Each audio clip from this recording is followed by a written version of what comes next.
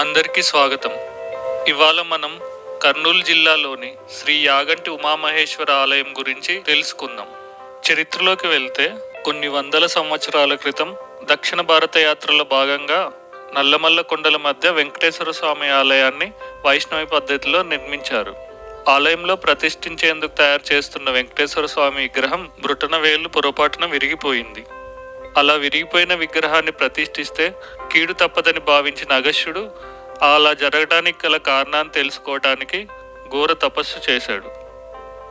దీంతో శివుడు ప్రత్యక్షమై విగ్రహానికి నష్టం కలిగిందని బాధపడకు, ఈ ప్రాంతం తన కైలాసాన్ని పోలి ఉన్న నేపథ్యంలో తానే కొలువు తీరుతానని చెప్పి ఉమామహేశ్వర స్వామి స్వయంగా ఇక్కడ వెలుస్తాడు.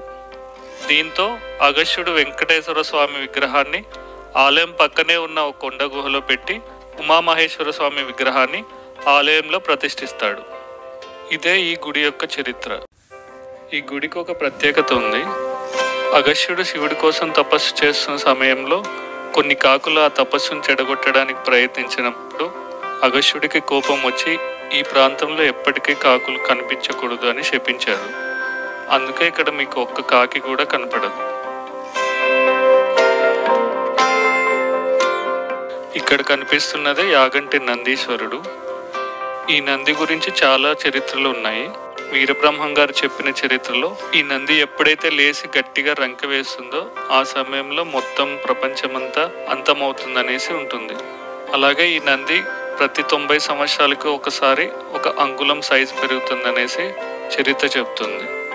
కొన్ని వందల సంవత్సరాల క్రితం ఈ నంది చుట్టూ నడవడానికి స్పేస్ ఉండేది.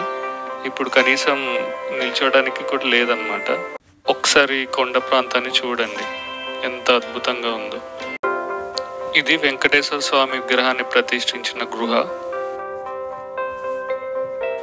ఇవన్నీ న్యాచురల్గా ఏర్పడిన గృహలే, ఏది గుహ కానీ ఆర్టిఫిషియల్గా లేదు. ఒకసారి ఈ గుహ దగ్గరికి వెళ్ళి చూద్దాం. మీరు డైరెక్ట్గా అక్కడికి వెళ్ళిన ఫీలింగ్ కలగడానికి నేను అన్ని యాంగిల్స్లో వీడియోస్ పెడుతున్నాను. మీకు నచ్చుతుంది అని అనుకుంటున్నాను.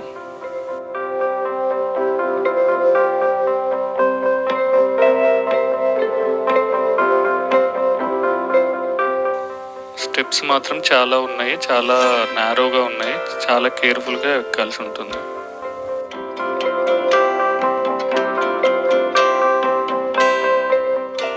ఇది వెంకటేశ్వర స్వామి గృహ నుండి ఆలయ గోపురం.